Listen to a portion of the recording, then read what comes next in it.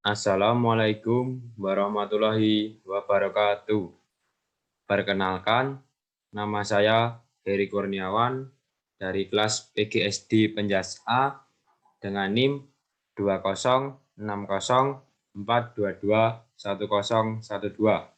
Pada kesempatan ini, saya akan menjelaskan tentang bahaya penyakit diare, demam berdarah, dan influenza. Langsung saja, yang pertama yaitu diare. Nanti yang akan saya jelaskan mengenai bahaya penyakit diare, gejala diare, kemudian yang selanjutnya demam berdarah. Nanti yang akan saya jelaskan meliputi ciri-ciri nyamuk DBD dan gejala DBD, serta pencegahan DBD. Kemudian yang ketiga yang akan saya bahas yaitu mengenai influenza. Nanti yang akan saya bahas mengenai yang pertama terjadinya influenza, gejala influenza, penularan influenza, dan pencegahan influenza.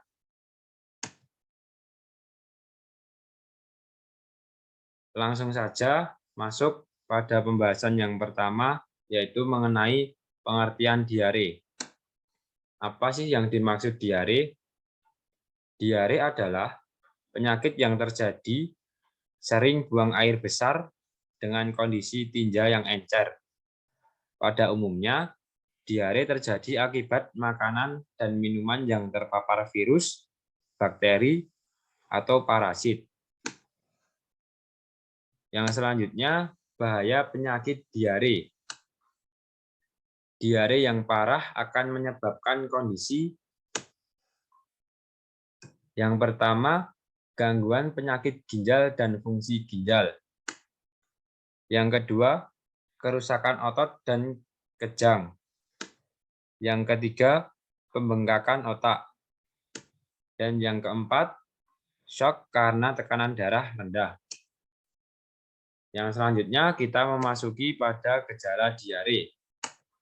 Yang pertama, perut terasa mulas, tinja encer, mengalami dehidrasi,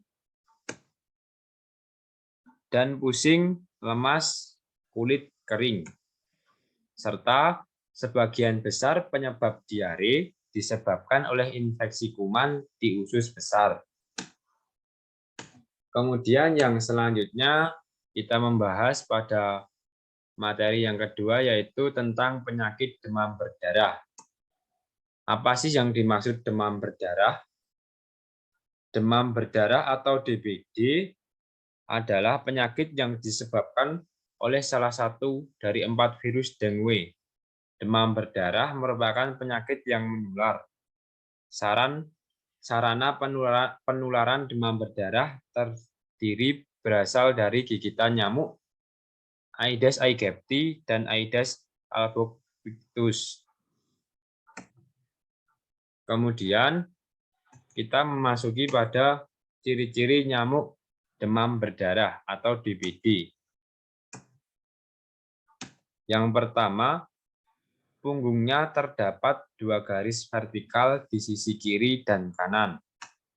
Yang kedua, tubuh dan tungkainya ditutupi sisik bergaris putih keperakan.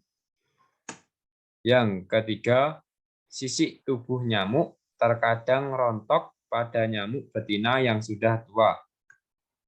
Yang keempat, ukuran tubuhnya 3–4 cm. Dan yang kelima, tubuh berwarna coklat kehitaman. Selanjutnya, kita masuk pada gejala demam berdarah. Yang pertama, sakit perut. Kemudian yang kedua, suhu tubuhnya berubah drastis. Yang ketiga, muntah terus-menerus.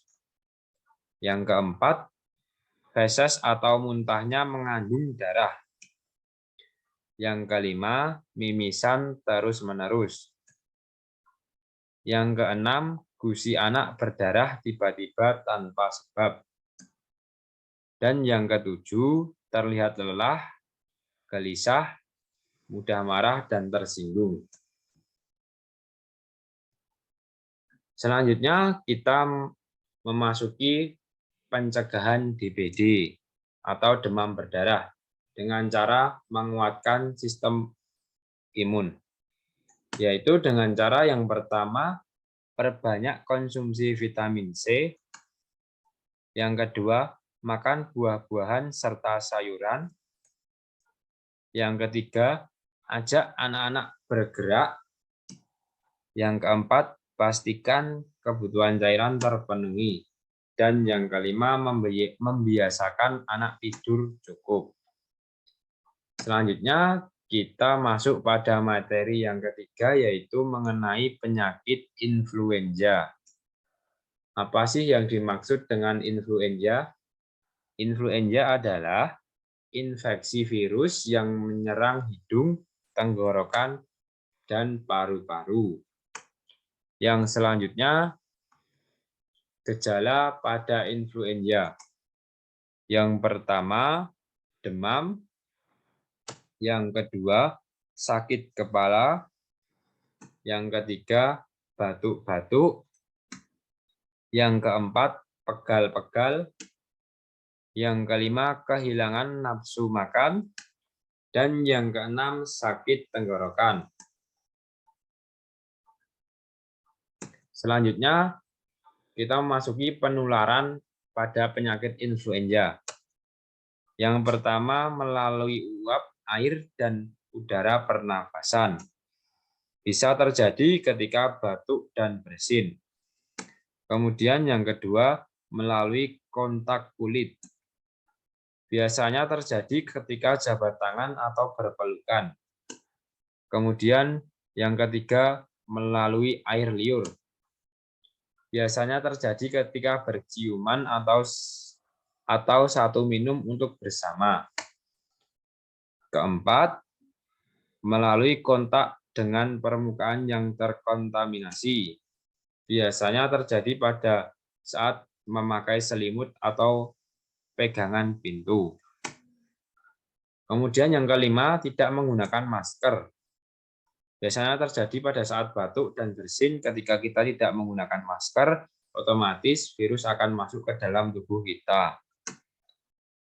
Dan selanjutnya kita memasuki pada pencegahan influenza. Yang pertama, tidak menyentuh mulut, hidung, dan mata sebelum mencuci tangan. Yang kedua, rajin mencuci tangan dengan air dan sabun. Yang ketiga, membersihkan permukaan benda yang sering disentuh. Dan yang keempat, tidak berbagi makanan atau penggunaan benda pribadi seperti gelas dan minum kepada orang lain. Sekian presentasi dari saya. Apakah ada pertanyaan? Kalau ada, saya persilahkan. Sementara belum. Baik, Mas. Apabila tidak ada yang ditanyakan, saya cukupkan sekian. Saya ingatkan sekali lagi, marilah kita saling menjaga kesehatan, apalagi di era pandemi seperti ini, kita harus selalu pakai masker, mencuci tangan, berjaga jarak, dan menghindari kerumunan agar kita semua terhindar dari penyakit seperti COVID-19. Saya akhiri, kita sambung di lain kesempatan. Banyak dan kurangnya saya mohon maaf. Saya akhiri. Wassalamualaikum warahmatullahi wabarakatuh. Terima kasih.